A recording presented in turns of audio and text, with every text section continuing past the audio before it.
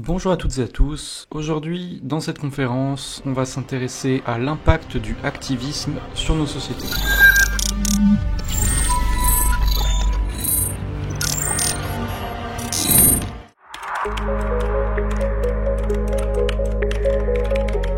Donc quand on parle de cyber, on pense ransomware, cyberattaque, hacking de haut vol. On pense beaucoup à la technique, mais on oublie une des conséquences qui est le message qui paraît derrière. Donc aujourd'hui, on va s'intéresser spécifiquement à ça. Donc si vous écoutez bien, à la fin de la conférence, vous serez capable de me citer les points communs entre Guy Fawkes, Wikileaks, une vache morte et le Soudan. Donc pourquoi est-ce qu'on peut en parler? Eh ben vous voyez, dans beaucoup de domaines de l'actualité, tout ce qui est guerre d'influence, terrorisme, géopolitique en général, mais aussi mouvement de société, eh ben le activisme transparaît comme une lame de fond. Il est toujours un peu là dans ces domaines, sans que les gens savent trop en parler ou comment en se situer. Donc aujourd'hui, on va essayer d'éclairer tout ça, et surtout, c'est quand même vachement intéressant, on va pas se le cacher. Donc un petit mot avant de commencer, moi c'est Aymeric Marchand, Power Chinchilla sur Discord, si vous m'avez déjà vu. Je suis étudiant donc à l'ENSIBS et je travaille dans l'entreprise Wallach en tant que apprenti référent cybersécurité en gouvernance. La cyber, ça a un impact sur les sociétés qui est considérable. C'est un sujet qui est pas très connu, qui est pas trop évoqué dans le grand public et pourtant, il y a des choses à dire.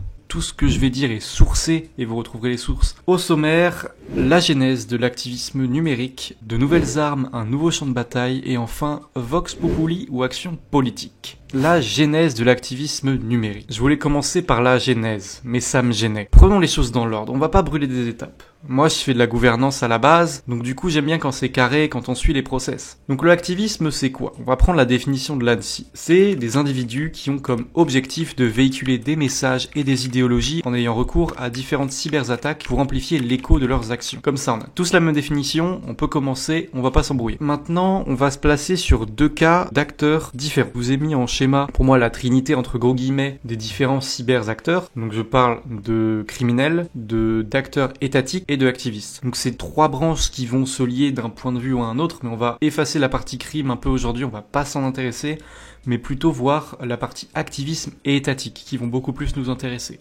Donc, je vais vous donner un exemple, savoir un peu comment on va se situer. Disons qu'on est dans un état totalitaire, et cet état impose une surveillance vraiment forte pour les citoyens. Et vous, en tant que hacker, vous voulez dénoncer cette surveillance. Donc, vous allez vous infiltrer dans les systèmes d'information de cette entité étatique, et là, plusieurs choix s'offrent à vous. Peut-être que vous allez juste attaquer la base de données, wipe absolument tout, et ensuite, c'est bon, votre taf est fait. Ou alors, peut-être que vous allez essayer de récupérer un peu d'argent sur ça, faire chanter le gouvernement. Et ça va être la différence entre un activiste et un hacker de grand chemin. La motivation, c'est pas du tout la même, tu vois. Et donc, la motivation pour un activiste, ce sera plutôt un coup d'éclat aux yeux du monde, plus que de se faire de l'argent. Après, comme deuxième cas, reprenons le même exemple de l'état totalitaire. Si vous êtes un groupe de hackers qui sera peut-être engagé par un pays, vous pourrez intervenir au milieu de la vidéosurveillance pour vous approprier les datas, faire chanter le gouvernement, exposer en fait ces failles auprès du monde entier. Et en fait, vous allez avoir un impact de par votre alignement d'un pays sur la géopolitique en général, en faisant des actions sur le système d'information d'un autre pays. Donc ça sera un peu la différence entre le activiste, qui lui du coup va plus être sur exposer ça au monde, promouvoir son intérêt, son point de vue, et un acteur étatique qui lui va plutôt voir l'impact politique de l'action. C'est vraiment la différence entre les deux, et c'est ça qu'on va voir aujourd'hui. En écrivant cette con, tu vois, j'ai eu un petit problème, parce que globalement, le activisme, on voit un peu tout ce que c'est dans les grandes lignes. Mais les origines sont super floues. Et pour te prouver que le terme vient pas du néant distordu, ici, je vais te parler de deux entités. Donc déjà, Cult of the Dead Cow, donc ça, c'est vraiment la première mention du mot activisme, et donc là, je vais vous parler un peu de l'histoire de ce terme-là, et d'où ça sort. Et ensuite Anonymous, eux c'est vraiment les plus connus. C'est la face de la cyber un peu dans la culture populaire. Tu parles pas de hacking sans voir un mec avec le masque de Guy Fawkes. Prenons l'aspect temporel, allons voir un peu du côté de Cult of the Dead Cow. Cult of the Dead Cow, c'est d'eux que provient la première mention du terme activisme. Donc ça a été présent dans un mail en fait d'un hacker qui s'appelle Omega, donc en 1996. Mais Cult of the Dead Cow, c'est un peu plus vieux que ça. Et globalement, c'est un groupe de hackers vers les années 80-90 qui s'opposait grandement au monde capitaliste, notamment dans le milieu de la musique. Ils étaient vraiment à fond pour promouvoir de la musique gratuitement sur internet, s'opposaient à beaucoup d'autres choses comme par exemple l'église de la Scientologie, qui est un truc assez récurrent chez la Vis d'ailleurs. Et donc leur motto c'était quoi? C'était promouvoir la liberté sur internet et les droits de l'homme. Petite anecdote pour leur nom qui est assez remarquable. À la base, ça vient du fait que Cult of the Dead Cow, ça a été fondé par 6 mecs dans un abattoir abandonné aux US. Et donc dans certains trucs qu'ils ont fait, notamment ils étaient présents à la DEFCON donc 99 en faisant la promotion donc de leur logiciel Back Orifice. Donc en fait ils proposaient différents tools, différents outils pour les gens, notamment pour s'affranchir un peu de la surveillance et ou de la censure en fait sur internet. Mais c'est pas que ça. En effet, ils ont eu un impact assez prononcé sur des périodes historiques, notamment des événements comme ce qui s'est passé donc en Chine dans les années fin 80-90 avec donc ce qui s'est passé à Tiananmen Square. En fait, globalement ce qui s'est passé à cette période-là, il y avait beaucoup de tensions entre le gouvernement chinois et la population, notamment sur le principe de la liberté d'expression. Donc c'est un sujet qui était très critique là-bas, et c'était une situation sociale qui était très tendue. Cult of the Dead Cow, en tant que grand défenseur de la liberté d'expression, ils ont voulu avoir un impact pour essayer d'aider la population chinoise à cette période-là. Ils ont annoncé qu'ils allaient s'allier avec un groupe de hackers qui s'appelle Hong Kong Blondes pour en fait faire des opérations pour déstabiliser le gouvernement. Et qu'est-ce qui s'est passé en faisant ça? L'attention du gouvernement s'est décalée de les activistes, donc sans le H du coup, chinois qui faisaient des actions vraiment sur le territoire, à ces hackers qui faisaient des opérations sur les systèmes d'information. Et donc ça a permis l'extradition de certains opposants politiques, donc vers les années 80-90. Et ça c'est parmi les premières traces de activisme que j'ai pu trouver. Donc c'est des hippies des années 80 qui s'amusent à troller des présidents. Je dis troller des présidents, pourquoi? En fait, leur action avec Hong Kong Blondes, ils ont révélé, c'était à Reagan, qu'en fait c'était du troll. Hong Kong Blondes, ça existe pas. Ils ont juste fait un gros coup de com' en mode on va vous hacker tout le monde, là faites attention. Et ça a simplement détourné l'attention. Et grâce à cette diversion, ils ont pu faire extrader différents opposants chinois. Et c'est là, tu vois, je t'ai exposé la distinction entre activistes et hackers affiliés à un État. Et donc, je me suis posé la question, mais en vrai, s'ils sont attaqués à des événements en Chine, est-ce qu'ils étaient pas liés, en fait, aux US, simplement un groupe affilié au gouvernement. Et en fait, quand tu te rends compte que ils sont littéralement allés dire au gouvernement MDR on est des trollers, ça m'étonnerait. Tu vois, en vrai, ça m'étonnerait que eux ce soit un groupe soutenu par le gouvernement. C'est un peu bizarre. Donc ça c'était pour Cult of the Dead Cow. Maintenant, on va voir le groupe qui a fait exploser le terme de activisme et l'influence en fait de la sphère cyber et hacking par rapport au grand public. J'ai nommé le groupe le plus connu, Anonymous. The mysterious group Anonymous, the activist hacking group Anonymous. The hacking group Anonymous is threatening Donald Trump over his proposal to ban Muslims. The hacker group called Anonymous was secretly listening and recording. Anonymous declared war on ISIS following the attacks in Paris.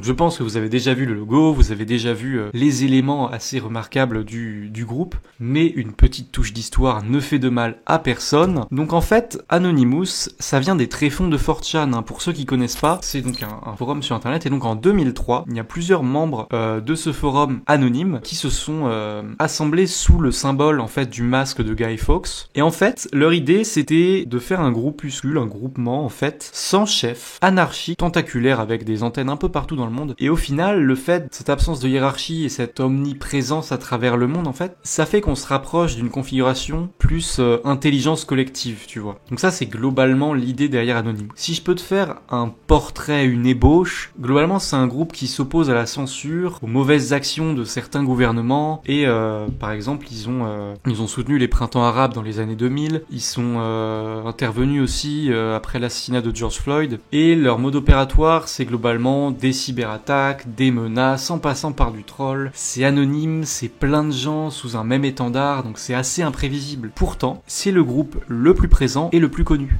Et donc on va voir certaines de leurs croisades, entre guillemets je parle, sont assez notables, notamment je pense à Opération Tunisia, donc qui s'est déroulée en 2011 pendant les printemps arabes. Donc pour une petite remise en contexte, à cette époque-là en Tunisie, il y a eu un grand mouvement de grève pour réclamer le départ du président en place, de par le fait qu'il y a eu énormément de violences policières, d'actions politiques un peu bizarres et d'inégalités présentes dans la société, des refus de démocratie et des vagues de chômage, notamment chez les jeunes diplômés. Donc tout ça, ça a mené ce mouvement de grève est surtout fortement réprimé. Il y a eu 330 morts et 2000 blessés à peu près entre décembre 2010 et février 2011. Et donc Anonymous s'est permis d'aider les Tunisiens pour se défendre contre notamment la surveillance du gouvernement et pour en fait appuyer leur mouvement de par des actions de DDoS sur des infrastructures du gouvernement, du président, du premier ministre. Et en fait ces actions-là, ils les ont perpétrées dans différents autres pays au moment des printemps arabes en soutien aux populations. Donc que ça soit en Tunisie, en Libye, en Égypte, en Jordanie, dans le Bahreïn, comme je vous l'ai présenté sur la carte. Et à ce moment-là, ils avaient une forte influence, ils étaient assez médiatisés et il y a une figure qui revient assez souvent à cette époque, c'est celle de Topiary. Topiary, c'est ce gars-là, assez médiatisé, donc un peu en rupture avec le côté We are Anonymous, We are Legion, tout ça.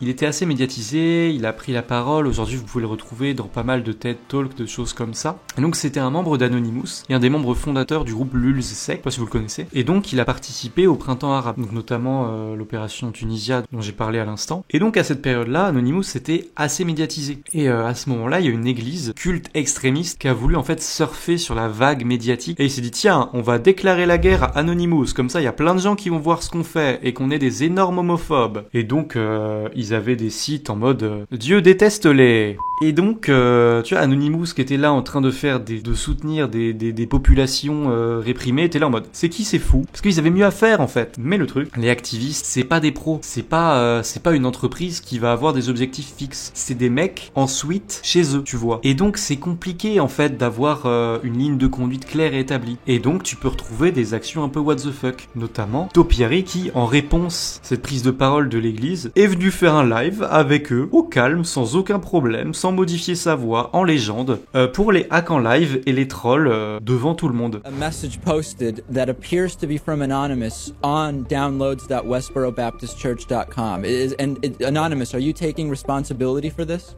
Yep, we just did it right now, this very second. Vous pouvez retrouver en fait que dans l'histoire assez récente, il y a des révolutions et des populations entières qui ont été soutenues par des activistes. Et tu vas voir qu'en fait des actions isolées, des doses un site web, et ben ça a quand même un impact indéniable sur les choses, tu vois. Ça peut faire bouger les choses de par leurs actions, de par ce qu'ils ont entrepris. Ça peut vraiment faire évoluer des situations sociales et politiques. Et pour exposer ça, je vais vous prendre des cas historiques relativement connus. Donc deux grandes figures, deux lanceurs d'alerte. J'ai nommé Julian Assange et Edward Snowden. D'un côté, le créateur de Wikileaks et de l'autre, le responsable des leaks de la NSA. Donc on a deux personnalités vraiment investies pour la liberté d'expression, la liberté de la connaissance, la liberté des médias. Et donc ces deux acteurs-là, ces grandes figures, elles ont réalisé des choses qui ont vraiment eu un impact sur le monde entier. Et justement, c'est un super bon exemple pour le activisme. Comment un mec isolé a pu faire trembler des gouvernements. Et donc je vais reprendre l'exemple de Julian Assange, donc créateur de Wikileaks. Et donc Wikileaks ça a été créé en 2006. Et donc le principe de site web, c'est publier des leaks de gouvernement et des infos qui ont fuité en fait. Et en 2010, il y a une info qui vient donc d'une dame qui s'appelle Chelsea Manning, qui révèle que l'armée américaine a commis des crimes de guerre en Afghanistan. Donc je vous ai mis un screen de la vidéo qui est assez horrible à regarder, vraiment tirer sur des civils et trouver ça fun, c'est un peu lourd, tu vois. Et donc en 2010, ça a pas trop plu, ni au gouvernement, ni à l'armée, ni aux différents cercles politiques. Il y a eu des appels au meurtre carrément en live, des mandats d'arrêt contre Julian Assange, ce qui ne l'a pas empêché de continuer les révélations. Par exemple, les printemps arabes, si t'as suivi, maintenant tu vois ce que c'est. Et quelques mois après donc les révélations sur la mer américaine, il a été accusé de viol en Suède. Et donc, tentative d'extradition, tout ça. Et lui, il a nié en bloc, c'est pas moi. Donc il y a des gens ici qui vont se dire, oui, voilà, c'est le gouvernement, c'est contrôler l'opinion publique, bref. Chacun a sa vision des choses, si tant est que l'affaire a été traitée sans suite. Mais ça l'a pas empêché quand même de se cacher pour éviter de se faire extrader en Équateur jusqu'en 2019. Donc en effet en 2019 il se fait extrader du coup, donc arrêté, comme on peut voir passer plusieurs années enfermé dans un ambassade, ça fait des dégâts, il a pris cher Julian Assange. Mais avec cette histoire rapide tu vois quand même bien l'impact que peuvent avoir des systèmes d'information en fait et des données sur une société. Ça peut créer des révolutions. Et en parlant de révolution, il y a une personne qui me vient en tête, Edward Snowden. Pour l'histoire, c'est un geek américain assez patriote qui a bossé d'abord pour la CIA puis pour la NSA et qui va se rendre compte que le gouvernement n'est pas aussi innocent qu'il le prétend. Pourquoi je dis ça? Je fais référence à une audience entre un membre donc de la direction de l'information des États-Unis et un sénateur, donc James Clapper et Monsieur Wyden. Et lors de cette audience, très simplement, on a posé donc la question à Monsieur Clapper, est-ce que la NSA collecte n'importe quel type de données sur des centaines de millions d'Américains? Et là, le mec donc de la direction de l'information answer to the question, does the NSA collect any type of data at all on millions or hundreds of millions of Americans? No, sir. It does not. Not wittingly.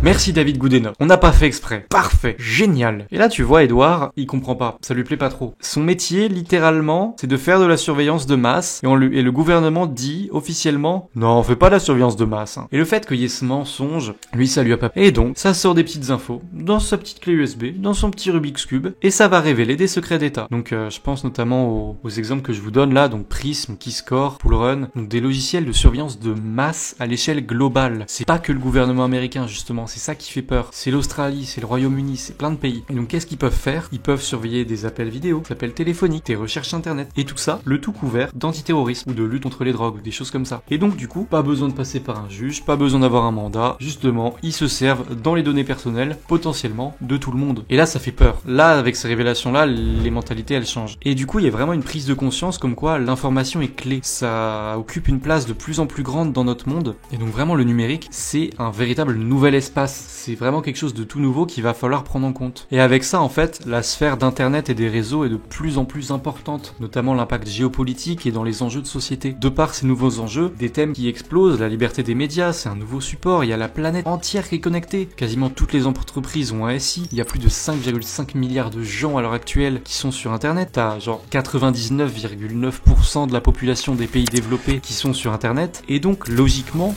c'est un besoin stratégique en fait pour les entreprises, pour les États ou même les criminels qui vont devoir se positionner en fait sur ce terrain pour poursuivre leurs actions. Et le fait que tout le monde soit dessus, bah ça rend la chose assez étonnante quand même. Aujourd'hui, t'es un particulier, t'es sur le même réseau qu'un ministre sur son téléphone perso, qu'un hacker barbu, qu'un criminel qui veut ta mort, qu'une multinationale, qu'une armée, que des systèmes de renseignement, que la Chine ou qu'un gouvernement, tu vois. Et vraiment, t'as un maillage entre toutes les sphères de puissance existantes sur Terre. C'est un espace public auquel on est tous connectés. Et justement, le grand public se rend pas trop compte du truc. Et je pense que les gens qui font donc de l'OSINT, du renseignement en source ouverte pour être plus précis, ils se rendent compte, eux, de la dinguerie que c'est, alors que le grand public, pas forcément. Pour vous exprimer ça de manière relativement visuelle, j'ai parlé de l'affaire Strava qui est arrivée assez récemment. En fait, donc c'est une application pour voir, en fait, pour faire du running, pour voir un peu les trajets de course que t'as fait. Et donc plein de gens ont ça, tu vois, notamment certains militaires, qui du coup, quand ils allaient courir autour de, au hasard, des bases militaires, eh ben on voyait leurs déplacements. Ce qui fait que du coup, bah tu pouvais traquer des présidents ou des mouvements de personnes officielles ou de personnes de haut rang. Parce que comme on est tous connectés, tout le monde peut le voir. Et là, tu te rends vite compte qu'en fait, en tant que particulier, tu peux suivre des personnalités importantes dans le monde mieux que certains médias, depuis ton canapé. Et donc t'imagines qu'en déployant des ressources, notamment à l'échelle d'un État, d'une armée ou d'une multinationale, la mine d'or que c'est. Du coup, c'est super important, tu vois, de prendre en compte ça. Il faut pas être étonné que maintenant, les États se servent justement de ces données. Même l'armée, tu prends l'exemple du ComCyber, il l'explique que maintenant, le numérique, c'est littéralement un champ de bataille. Je sais pas si vous lisez les rapports de l'ANSSI, qui sont super importants, d'ailleurs, je vous le conseille. Il y a beaucoup de dingueries liées à l'étatique. Par exemple, tu vas avoir des groupes de hackers affiliés à des États. Bon, l'ANSSI va jamais dire, c'est un groupe de hackers russes. C'est un groupe de... Ils prennent des pincettes, c'est normal, parce que t'imagines sinon les retombées politiques. C'est des groupes de hackers au mode opératoire qui se rapprochent de ceux d'organismes russes ou d'organismes chinois, nord-coréens, tout ce que tu veux. On va se rendre compte qu'en fait, ces acteurs-là, qui sont globalement affiliés à des États, vont parfois mener des opérations contre des hôpitaux, des infrastructures françaises. Et donc, t'as plus ou moins en fait des interactions d'États par groupe d'attaquants interposés. Et là, tu vois, pas la peine d'avoir fait un master en géopolitique pour se rendre compte que c'est chaud. Mais en fait, l'information, aujourd'hui, a une valeur inestimable. Donc là, tu vois, je t'ai parlé du côté étatique, qui est très intéressant, mais tu vois, il y a aussi le côté entreprise. Et là, on va pas parler de la même chose, on va plutôt parler d'intelligence économique. Super intéressant aussi, et quand tu vois l'évolution du numérique surtout. Notamment, je pense à l'espionnage industriel, tu vois. À l'époque, bon, fallait un mec, un costume, des gadgets, James Bond, tout ça, voler les plans de la fusée. Maintenant, c'est moins glamour, on va juste faire du phishing sur Josiane de la Conta. J'abuse, c'est vraiment pour grossir le trait, mais avec le côté information, on n'est plus du tout dans le même monde. On est passé vraiment à une autre ère. Les SI et les réseaux peuvent vraiment être des champs de bataille et c'est des endroits stratégiques super importants pour les États, les corporations et différents groupes. Du coup, on a vu vite fait l'importance pour une entreprise ou pour un État, mais bon, je t'ai vendu une conférence sur le activisme, parlons-en. On comprend l'importance que c'est pour ces entités, mais comment ça se passe pour l'individu isolé? On comprend maintenant l'importance de l'influence et le pouvoir de l'information pour un gouvernement, mais pour Jean Hackers en fait, ça sert à quoi? Bon, mis à part se faire un max de blé. Et bah tu vois, c'est pas forcément à propos de se faire de l'argent, parfois c'est simplement passer un message. Et donc, si on s'intéresse un peu, on va voir en fait que l'activisme, c'est vraiment un moyen de rééquilibrer les rapports de force. Tu vois, Assange ou Snowden, un mec, il fait trembler un gouvernement ou une civilisation entière. Un individu avec des compétences, de la conviction et de la volonté, il a une vraie capacité à impacter le monde entier. Après, c'est sûr, par rapport à de l'activisme classique, c'est pas du tout la même portée. On va prendre un exemple, tu vois, je sais pas si tu connais L214, mais eux, par exemple, en fait, ils vont, par exemple, filmer un abattoir pour dénoncer les conditions de traitement des animaux, et je sais pas, ils vont le publier dans un journal local, et bah, ce sera pas du tout pareil que un activiste qui va faire la même chose, mais qui va défacer le site d'une multinationale pour mettre ces images-là, ou faire fuiter des documents officiels dans la presse. On n'est pas du tout sur la même échelle, et pas du tout sur la même envergure. L'important, c'est pas la même. Avec le activisme, c'est pas la sophistication de l'attaque qui va intéresser, c'est plutôt l'impact médiatique qu'il y a derrière. Donc j'ai un exemple qui est assez intéressant, ça s'est passé en 2001, c'est une histoire d'avion. Pas celle-là, te calme. En fait, c'était un avion espion des Américains qui était sur le territoire chinois et qui est entré en collision avec un avion chinois. Et donc, l'aviateur chinois est mort et l'avion espion américain a dû se poser en urgence en Chine. De par le climat tendu entre les deux pays, il n'y a pas eu vraiment de vrais conflits armés. Par contre, les activistes, eux, avaient une revendication derrière, un enjeu, un message à faire passer. Eux, leur esprit sont tout de suite échauffés. Notamment Hongker Union, donc ça c'est un groupe nationaliste chinois, qui eux sont allés défacer plus de 80 sites de la défense ou du gouvernement américain.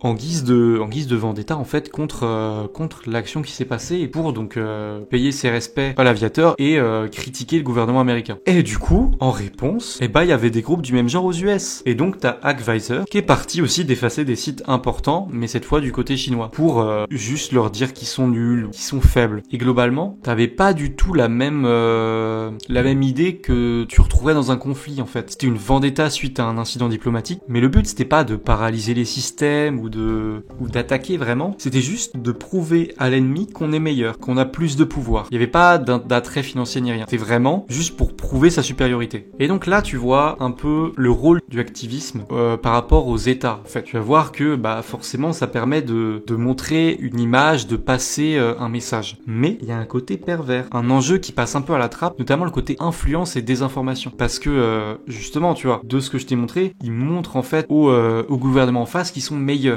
Ça a un impact sur les gens. Donc je sais pas si vous vous intéressez à la socio. Moi oui. Il y a un bouquin que je vous recommande, c'est La psychologie des foules de Gustave Le Bon, qui est sorti en 1895, donc très très actuel. Non, en vrai très très actuel. Et donc dans ce livre, il expose en fait à un moment les clés pour contrôler des foules. Et ça tient sur deux choses, les images et les émotions. Et par exemple, la désinformation, tu vois.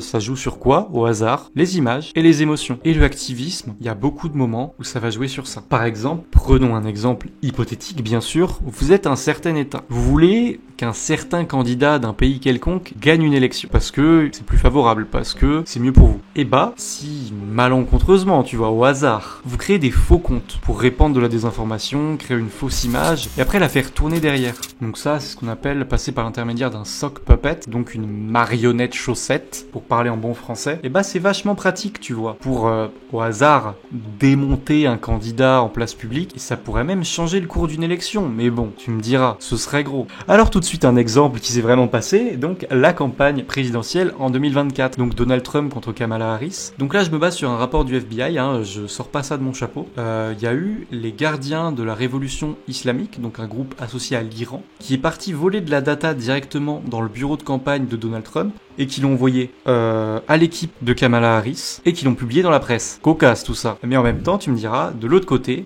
tout ce que j'ai évoqué avec donc les sock puppets, marionnettes chaussettes, la Russie faisait ça. Des grosses campagnes de désinformation anti-Harris et pro-Trump. Bon, je dis la Russie, je m'emballe peut-être un peu. C'était un groupe qui s'appelle Radit, un groupe avec des gros guillemets activistes, avec à sa tête un directeur du FSB, financé par Moscou. Voilà, donc la Russie quoi. Mais tu vois, c'est un peu compliqué de définir les impacts réels que ça a eu, c'est de l'information, je peux pas le chiffrer. Mais te dire qu'ils ont quand même fait passer full fake news sur les réseaux sociaux et mis plusieurs millions de vues à leur vidéo, forcément, tu vois. Je t'ai expliqué que pour contrôler une foule, il fallait des images et des émotions. Et ça a pour effet de renforcer en fait les biais de cette démographie et d'influencer vraiment toute une partie de la population. Et le fait que ce soit des acteurs étatiques qui le font, certes, c'est terrifiant. Après, faut être réaliste, tu vois. Dans le domaine de la guerre, la lutte par influence, c'est un truc qui existe. Donc tu vois, c'est ce que je te dis. En cas de guerre, influence et activisme vont être assez liés. Mais Ce qu'on peut dire, c'est que ce sera pas forcément à coup sûr de la manipulation, mais ça peut aussi être un vecteur de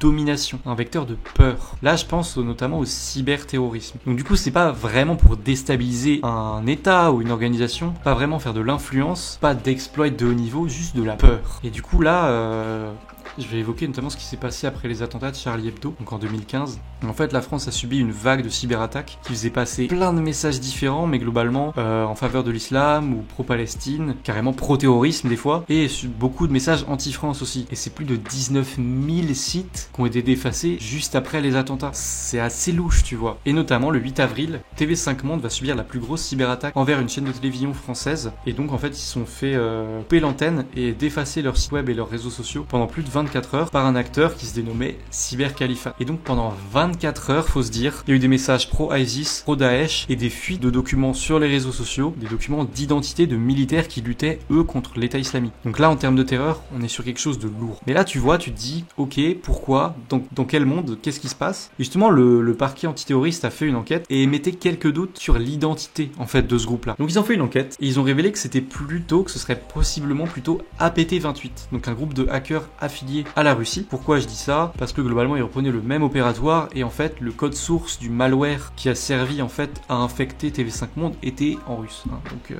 suivant le même mode opératoire et les mêmes logiciels, ils se sont dit c'est TV5 Monde. Et donc ça c'est la version officielle qu'a donné le parquet antiterroriste. C'est assez compliqué de démêler le vrai du faux, tu vois. Bon, maintenant on va parler d'un autre truc, toujours dans le cyberterrorisme, mais c'est vraiment le moment le moins agréable de la conf. Je suis désolé, c'est un peu plus lourd.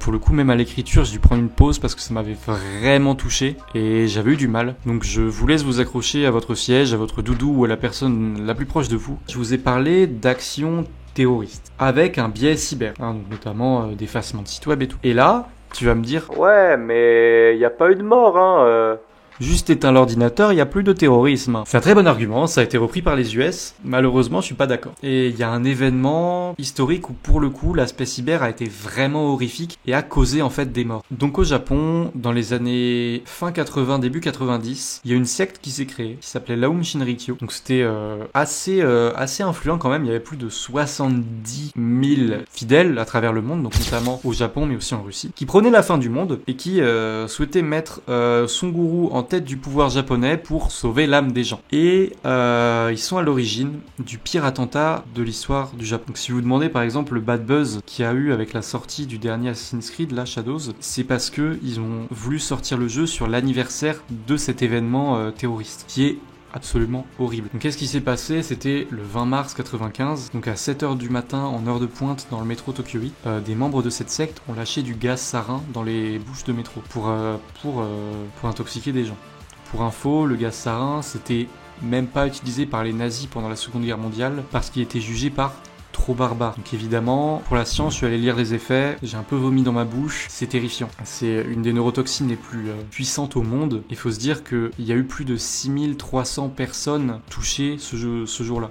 Qui ont donc eu des séquelles à vie. Mais cette secte en fait a fait plusieurs autres attaques terroristes, donc un peu plus classiques, malgré des attaques biochimiques, mais aussi des incidents à la voiture bélier. Mais n'est pas classique. Ça a été découvert par la police en 2000. C'était la présence de logiciels espions dans beaucoup de sphères du gouvernement japonais et de sphères d'influence, donc que ce soit dans l'industrie, dans l'armement, dans le gouvernement, dans la police, mais aussi dans les domaines de l'énergie. Donc ils ont compté à peu près 80 entreprises et une dizaine d'entités gouvernementales qui étaient infectées par des logiciels espions venant de l'Aum Shinrikyo. Et en effet, j'ai repris les docs de la police japonaise, donc qui sont là, où on voit bien en fait les profils des membres de la secte. Donc tu vas avoir des officiels, des personnes dans les hautes sphères, des entreprises, du gouvernement, des anciens de l'armée, des membres d'entreprises influentes, et aussi en citant des otaku et des techno-freaks, tu vois. Et l'intérêt d'avoir des turbo-nerds en fait dans ta secte, c'est notamment le fait d'avoir accès à des logiciels comme ça, qui vont du coup se propager partout et donner accès à des données de la police, aux données des enquêtes, des patrouilles policières, des données sur le programme nucléaire du Japon, des contacts dans l'armée, des déplacements officiels,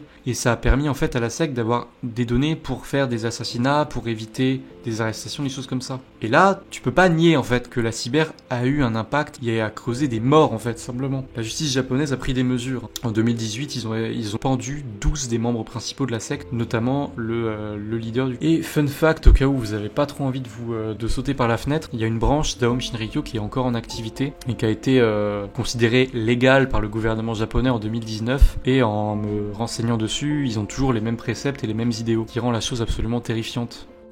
On peut voir qu'en fait, la cyber et le numérique en général, c'est vraiment un nouveau vecteur d'idées. Et c'est par là que se jouent beaucoup de conflits à l'heure actuelle. Et je comprends pas comment on peut pas prendre en compte en fait le prisme cyber dans plein de sujets. Par exemple, comment l'Aum Shinrikyo a pu choper suffisamment de ressources pour créer suffisamment de gaz pour tuer 4 millions de personnes. C'est ce qui a été retrouvé dans leurs locaux. D'où vient l'attaque de TV5 Monde? Est-ce que c'est la Russie? Quoi? Comment les élections aux États-Unis ont eu lieu? Qu'est-ce qui s'est vraiment passé? Quel impact ça a vraiment eu? Tu vois, je te dis pas d'être parano, mais c'est quand même très pertinent de prendre l'aspect cyber dans l'actu et pour comprendre en fait tous les mouvements sociaux. C'est un peu éloigné du sujet, on va se recadrer. C'était beaucoup d'étatiques de conflits, c'est important mais c'est un peu loin en fait de l'aspect humain du activisme qui est promouvoir ses idées toi en tant qu'individu. Et donc c'est clair qu'en termes de vecteur de revendication, le activisme c'est extrêmement puissant. Mais après, à quel point ça l'est pour un random avec des idées et des dimensions personnelles, tu vois. Donc de par ce qu'on a vu, on comprend les opportunités que peut avoir quelqu'un qui a des compétences et le pouvoir que ça lui donne. Et même, tu vas voir des petits groupes peuvent avoir des actions avec un retentissement et une portée super forte. Là, je vais te donner un exemple. Je sais pas si tu vois qui c'est Andrew Tate, mais globalement, c'est un personnage qui a une position très conservatrice sur les réseaux, c'est une personnalité très clivante aux US et globalement bien problématique, mais qui a une énorme portée médiatique. Et donc, il a lancé une plateforme, The Real World, qui est globalement une pyramide de Ponzi pour faire des trucs de crypto et apprendre à devenir un millionnaire pour seulement $50 par mois. Mais de par les propos qu'il tient, Tate, ça a pas plu à tout le monde et ce schéma-là non plus. Et du coup, il s'est fait target par des hackers donc de la communauté LGBT qui ont pris possession de sa plateforme et qui ont remplacé toutes les icônes et les images par des drapeaux et des mecs qui s'embrassent. C'est du troll magnifique, sincèrement. Ils ont qualifié, tu vois, la plateforme de hilariously insecure et ils ont fait vraiment fuiter des tonnes de data, tu vois. Ils ont récupéré plus de 800 000 comptes et des messages privés, 14 gigas de data, vraiment une dinguerie. Et là, tu te rends compte que ils ont publié ça en accès libre sur internet. C'était pas motivé par l'argent. C'est simplement, ils aimaient pas le message qu'il faisait passer et donc ils s'opposaient à son message et ils faisaient entendre leur voix de par cette action. C'était une vieille faille JavaScript, un truc tout nul, tu vois. C'est pas du hacking de haut vol. Mais c'est marrant et le message passe, on entend parler de ce qu'ils veulent faire sous-entendre. Cependant, il me reste une autre question à élucider, un mystère qui reste encore. Tu vois, dans le activisme et les cyberattaques en général, c'est important de trouver l'origine de l'incident, en fait, parce que si tu veux faire une opération juridique, pour qu'il y ait des retombées sur l'acteur, t'es obligé d'avoir son origine, de savoir qui c'est. Mais il y a le problème de l'obsèque où en fait, les acteurs ont tendance à essayer de se dissimuler pour ne pas justement se faire retrouver. Tu vois, par exemple, l'exemple que je t'ai donné pour Tate, j'ai pas réussi à identifier le groupe qui sont derrière ça. J'en ai aucune idée, tu vois. TV5 Monde, on pensait que c'était l'État islamique, en fait, apparemment c'était la Russie. C'est quand même très complexe d'affirmer avec certitude qui est derrière tout ça. Je vais te donner un autre exemple qui illustre bien la chose. Anonymous Soudan. Anonymous, bon, j'ai écouté la conférence, c'était super. Anonymous, je vois ce que c'est. Bon, le Soudan, c'est un peu galère à placer sur une carte, mais c'est globalement un pays. Je suppose que c'est une branche de Anonymous qui se situe au Soudan. Il faisait du DDoS sur les US, l'Australie, la Suède, enfin plein d'acteurs. Mais il faisait aussi des interventions vis-à-vis du conflit israélo-palestinien, donc globalement pro-Palestine à fond, du broquet. Ils avaient aussi des modes opératoires un peu chelous. Notamment, ils faisaient beaucoup de censure de sites de fanfiction parce que trop LGBT friendly.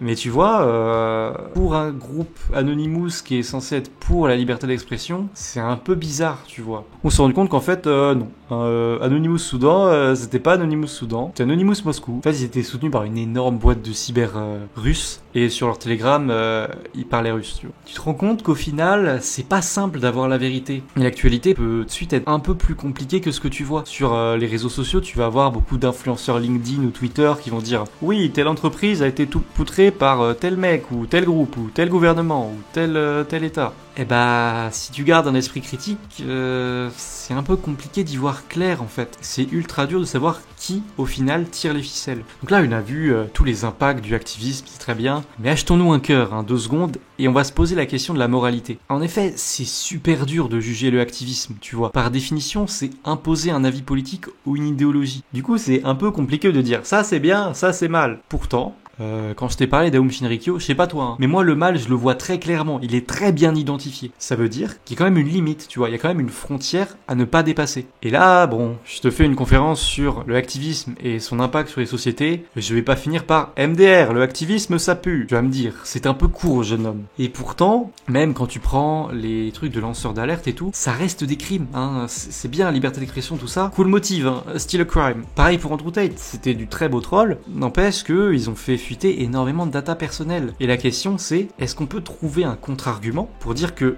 le activisme, un domaine, une implication 100% positive sur la société, contrebalancer justement les impacts négatifs. Donc tu vois, j'ai repris les éléments dont je t'ai parlé aujourd'hui, et je me suis creusé la tête très fort pour trouver qu'est-ce qui aurait le potentiel pour que ce soit bien. Qu'est-ce qui aurait le plus gros potentiel pour le bien. Parce que, je te rappelle, on est quand même dans un milieu qui connecte tout le monde, donc tu vois, si une action, elle est globale, elle va impliquer des États, des gens normaux, des terroristes, tout ce que tu veux.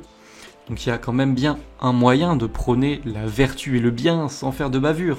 Et là, un domaine que j'ai trouvé qui était au final assez cool, celui de la justice. Par exemple, l'action de Topiary et Anonymous pour répondre à l'église ultra-homophobe démoniaque là de Westboro, là, tu vois, sans trop te risquer, on peut se dire que c'était pour le bien commun. En plus, c'était marrant. Et donc, tu peux te rendre compte de tout l'intérêt vertueux que ça peut avoir, en fait. Le activisme, par définition, c'est donner du pouvoir et une visibilité à un message ou à une idée. Et donc, si tu utilises cette énergie et ce pouvoir pour le bien, pour une justice ou une vertu absolue, on va dire, c'est louable. Point. Il y a rien à dire. Les Panama Papers, les Paradise Papers, les opérations OP Darknet et OP pédochat des Anonymous, où en fait ils démantelaient des réseaux pédophiles et ils publiaient le nom de pédophiles sur internet. C'est louable en fait. Tu peux me donner l'argument du bouboubou, faire justice soi-même, c'est pas bien. Je vais te répondre tout simplement, sauver des enfants en fait. C'est louable. Donc au final de tout ça, on en pense quoi? Je vais pas te dire quoi penser. Il y a des gens qui vont te dire que le activisme c'est trop bien, d'autres qui vont te dire que c'est très con. Et honnêtement, les deux points de vue sont entendables. C'est pour ça que je t'ai exposé que des faits, des éléments sourcés, des choses qui sont établies, pour justement se mettre au-dessus de tout ça et comprendre en fait le changement que ça implique et qu'est-ce que le activisme signifie dans notre société et quelle place il va prendre. Parce que pour le coup, bien que ce que je t'ai présenté ça peut paraître comme des détails, des anecdotes, ça dresse quand même un certain portrait de notre société. Et en effet, ça ouvre des portes dans lesquelles on peut avoir peur d'entrer. Pour moi, faut garder en tête qu'il y a ce prisme de lecture sur l'actualité et sur les événements qui se passent. La sphère cyber dans le monde actuel, ça prend de plus en plus d'espace. Et pour moi, ce serait vraiment une erreur de faire